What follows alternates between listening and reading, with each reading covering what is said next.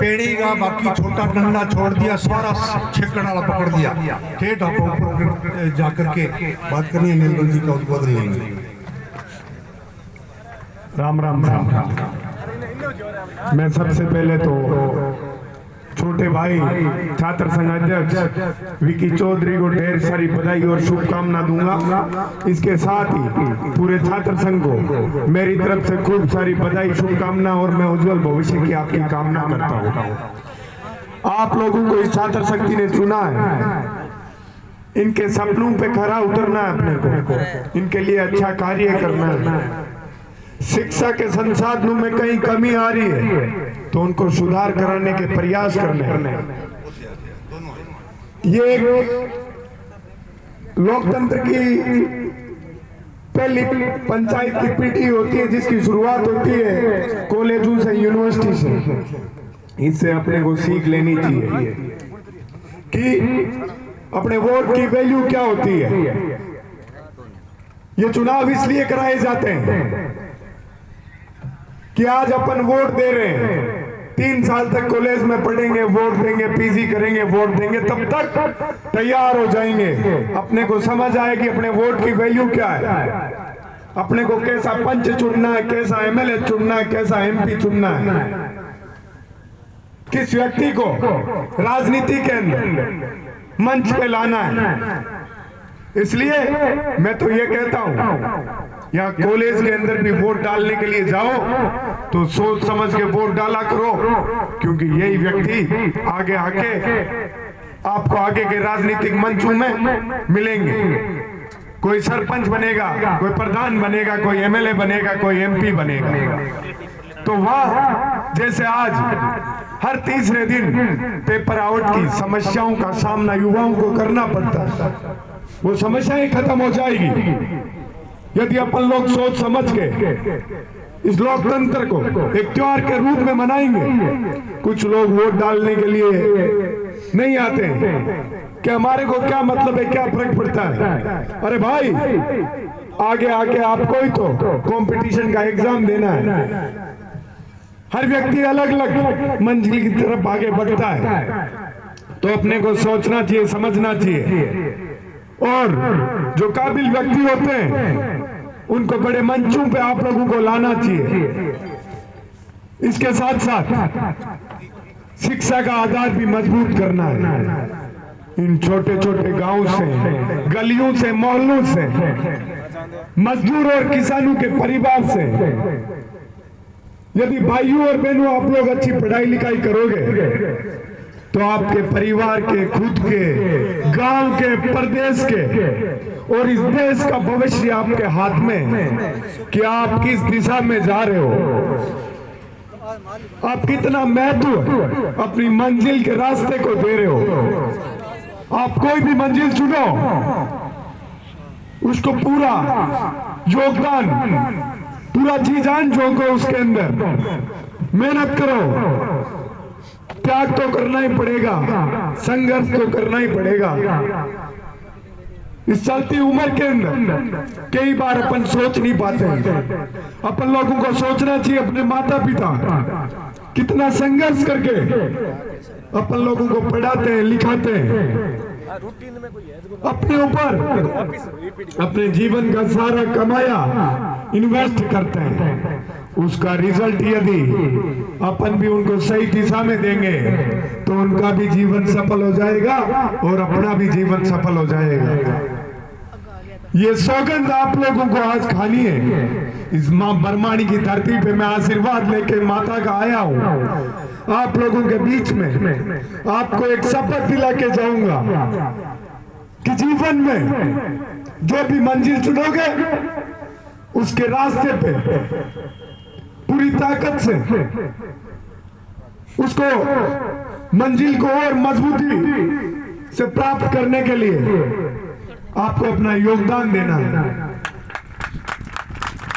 पढ़ते लिखते समय आप लोग सोचा करो, एक तस्वीर अपने माता पिता की दिमाग में लाया करो कि वो लोग कितना संघर्ष कर रहे हैं।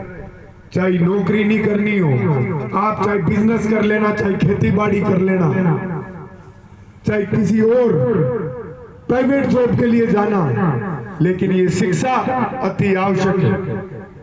आज अपन लोग और देशों से पीछे क्यों है? क्योंकि उनकी शिक्षा एक मजबूत आधार से होती है। जरूरी नहीं है सरकारी नौकरी के लिए ही पढ़े अपन लोग, अपन चाहे किसी भी फील्ड में जाएं, लेकिन अपना समय, कीमती समय, अपन जिस समय कॉलेज करते हैं, स्कूल करते हैं, समय तो बीत ही रहा है, समय का सदुपयोग कर ले तो कहाँ समस्या है। छोटे गांवों से, ग्रामीण परिवेश से आने वाले लोगों को यह चीज नहीं सोचनी चाहिए कि मेरे लिए वो मंजिल बड़ी है।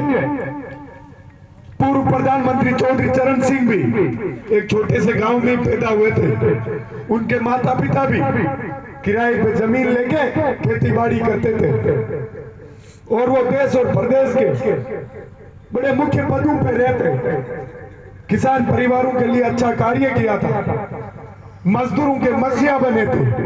उसी प्रकार से अपन जैसे उन लोगों को आज याद करते हैं, उनको पूछते हैं, अपन भी यदि अच्छा कार्य करेंगे, समाज में अच्छी मिसाल पेश करेंगे, तो अपने को भी दुनिया याद करेगी, अपने उदाहरण पेश करेगी कि फलाने व्यक्ति जैसी पढ़ाई लिखाई करनी है, उस जैसा कार्य करना है, तो उस रास्ते को चुनना है, उस सपने को चुनना है जो अपने साथ साथ गांव, डाणी, देश, प्रदेश सबका भला करे। उस भले रास्ते की ओर जाना है। बड़े बुजुर्गों का आशीर्वाद हमेशा साथ रखना है। मैं बात करता हूं संघर्ष की, मेरे खुद के संघर्ष के बारे में आप लोगों को बताता हूं। मैं भी एक छोटे से गांव से आता हूं, एक मध्यम वर्गीय किसान परिवार से आता हूं। जब मैं राजधानी के अंदर गया था, जब मैंने वहां किसान वर्ग से आने वाले लोगों को, गांव से आने वाले लोगों को रोते बिलखते देखा, दुखी होते देखा कि उनके साथ कई जगह अन्याय होता है, तो मैंने धीरे धीरे अपने सपनों को मजबूत किया, अपने हौसलों को बुलंद किया, संघर्ष की खुद को आदत डाली कि जीवन के अंदर ये अपने जैसे परिवारों से आने वाले लोगों के लिए अपने को कुछ नई मिसाल पेश करनी है, इनकी समस्याओं को खत्म करना है। उसके लिए मैंने कठिन परिस्थितियों में भी मजबूती से अपनी टीम के साथ खड़ा रहा। उन लोगों के लिए कोविड काल जैसी परिस्थिति अपने हौसले को बुलंद करके आप लोगों के आशीर्वाद से प्रदेश की राजधानी में सबसे बड़े विश्वविद्यालय के अंदर किसान कौम से आने वाले छात्राओं के, भाइयों बहनों के लिए, उनकी मदद के लिए, उनकी मजबूती के लिए हमेशा मैं खड़ा रहा। मेरे को